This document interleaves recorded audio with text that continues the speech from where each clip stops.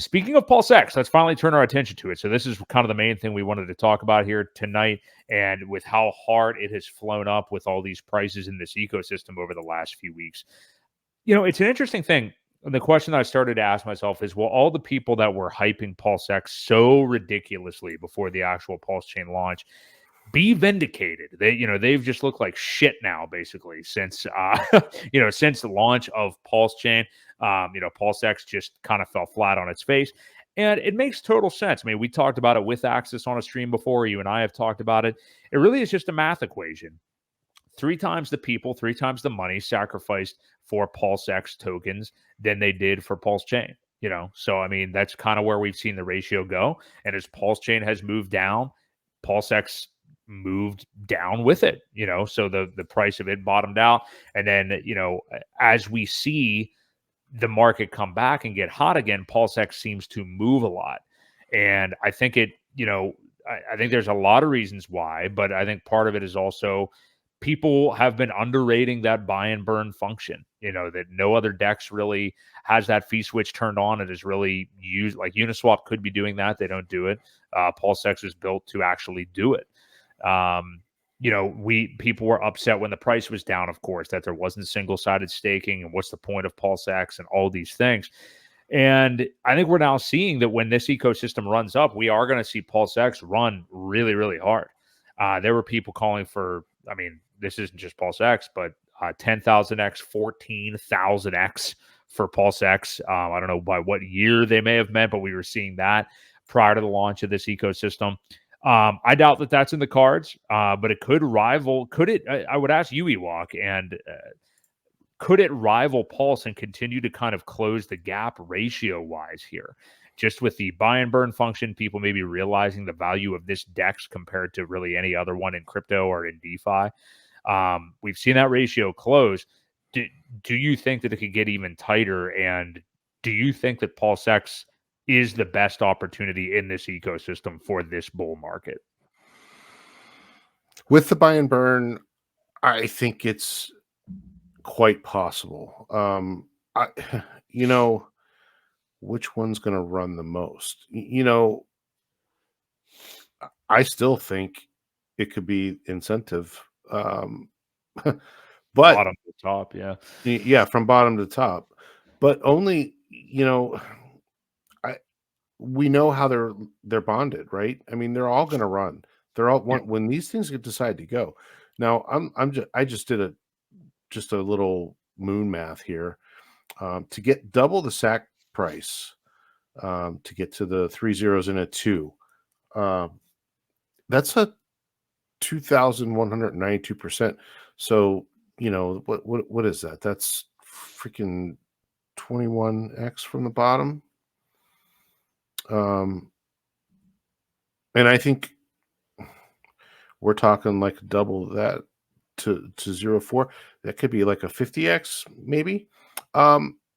Once this buy and burn really kicks in, and once the volume picks up, I think people are going to understand the buy and burn a little bit more once they see how much of it's disappearing every day. We've gotten to the point now where 677 billion, 3.3% of the total supply of this thing is gone forever. And that's only been what, 8 months? Right? 8 months. Yeah, I think this is very undervalued. When the people were talking that early, the problem was they said it would do it right away. And I think that's where a lot of people were like, you were so wrong about the predictions, but not everybody figured in the amount of people that were looking to get out so early, and it took so long to launch. It just didn't come into play into the conversation because we were focused on the buy and burn. But yeah, I mean, this thing could really run. Now, I don't know how the ratios will stay. I think they're going to stay pretty close. I really think it's going to, 1 to 2.5 ish is what we'll see, only for the first couple years. As things get separated out, people sell large chunks of of some of the major investors that we have. You know, we know that um, who was it? Rockham had a ton, billions, like 500 billion at least of I forget whether it was Pulse or PulseX. We know that wallet's been selling a little bit, so there are still some major players out there that need to lose some of Yeah. their coins, whether they have a boating accident and get rid of them somehow, or whatever it may be. It's going to take a couple years, but um, I still think the layer one will have the best overall long term. But by the end of this first cycle, I think PulseX could do a little bit better, only because it went so low. Yeah.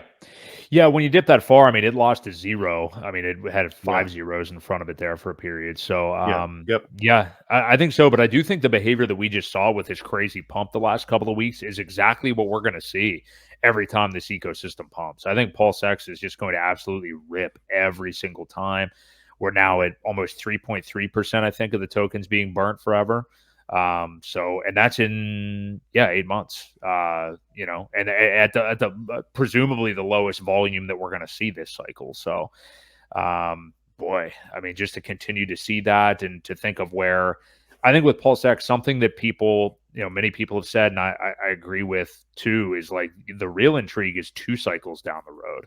I Yeah. mean, because Yep. it is the buy and burn function and the volume on the DEX, I mean, that is really when it gets intriguing. Does that equate to a 10,000 or 14,000x?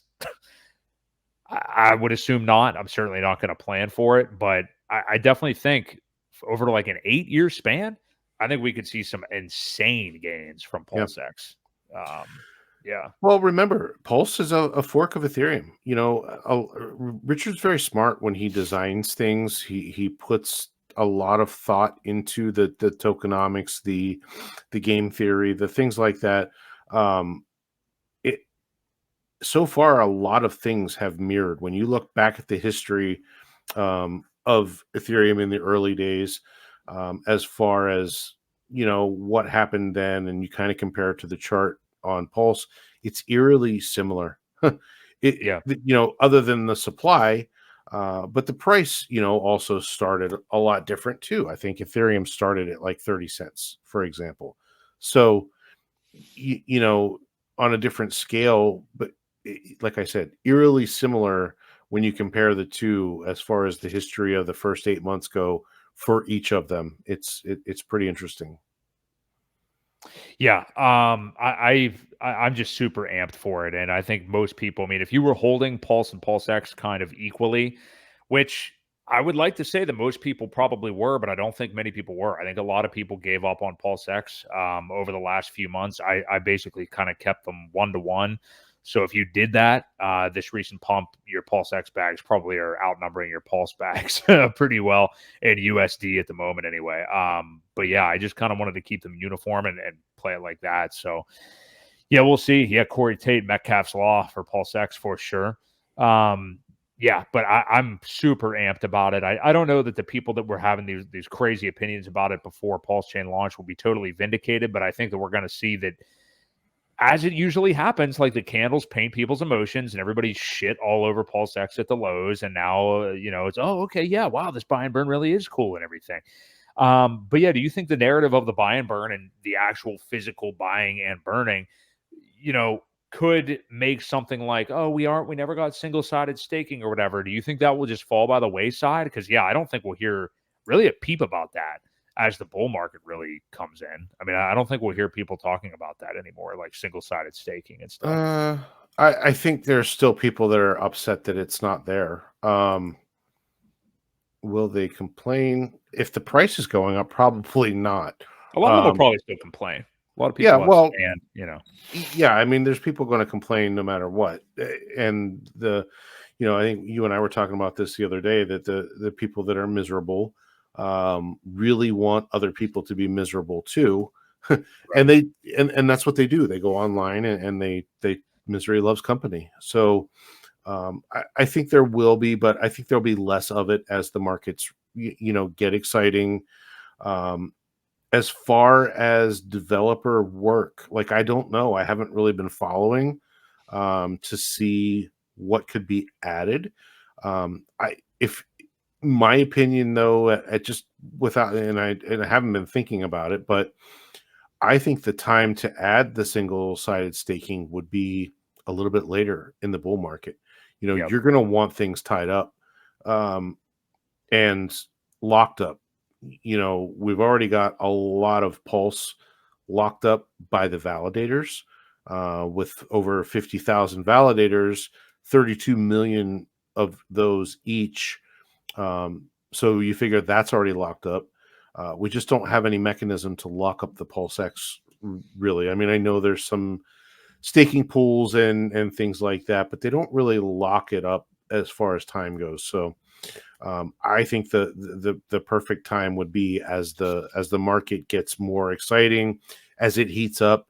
You want some of that to come off to help it run. I think it would also help it run because if they're pulling it out of liquidity and doing the single sided staking, you know, it's not available now.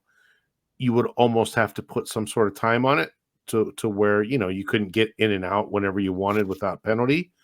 Um, I think that would add a little bit of extra game theory.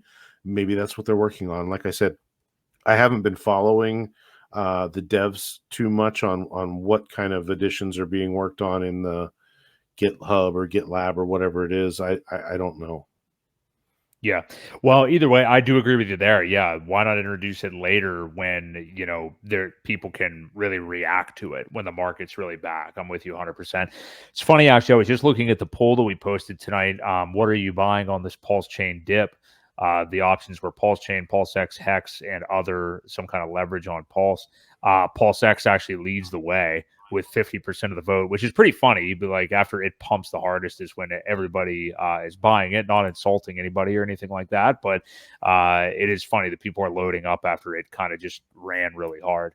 But yeah, it tells you what's going on anyway. So Yeah.